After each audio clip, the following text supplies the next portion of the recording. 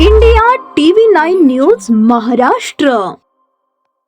पालिकेच्या क्रांतिज्योती सावित्रीबाई फुले सभागृह येथे आज महापौर श्री विनायक कोंड्याल यांच्या अध्यक्षतेखाली शहरातील स्मशानभूमी संदर्भात आढावा बैठक पार पडली.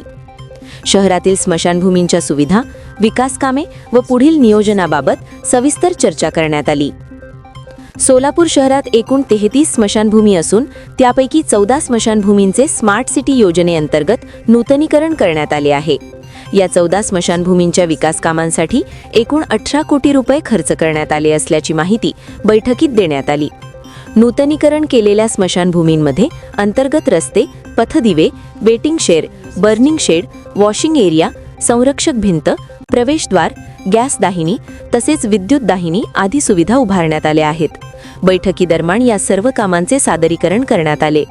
महापौर श्री विनायक कोंड्याल यांनी सांगितले की या कामांची लवकरच प्रत्यक्ष पाहणी करण्यात येणार असून त्यानंतर स्मशानभूमी संदर्भात पुन्हा एक बैठक घेण्यात येईल. कामांची गुणवत्ता, सुविधा आणि नागरिकांना होणारा लाभ याचा प्रत्यक्ष आढावा घेऊन आवश्यक त्या सूचना दिल्या जातील, असेही त्यांनी स्पष्ट केले.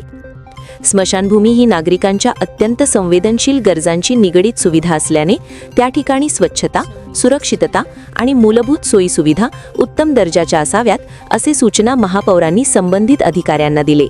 या बैठकीस उपमहापौर ज्ञानेश्वरी देवकर, आयुक्त डॉक्टर सचिन ओंबासे, अतिरिक्त आयुक्त संदीप कारंजे, नगर अभियंता सारिका अक्कलवार, कार्यकारी अभियंता विद्युत राजेश परदेशी, श्री चितारी, कार्यकारी अभियंता व्यंकटेश चौबे, नगरसेविका रोहिणी तळवलकर, नगरसेवक विनोद भोसले, नगरसेवक भरतसिंग बडूरवाले, नगरसेवक मेघनाथ यमुल, नगरसेवक व्यंकटेश कोंडी, नगरसेवक बिजू प्रधाने, नगरसेवक अक्षय अंजिखाने, नगरसेवक प्रशांत पल्ली, नगरसेवक विजय चिप्पा, नगरसेविका मंदाकिनी तोडकरी, नगरसेवक सिद्धेश्वर कमटम, नगरसेवक सत्यजित वाघमोडे, नगरसेविका सारिका खजुर्गे आदी मान्यवर उपस्थित होते.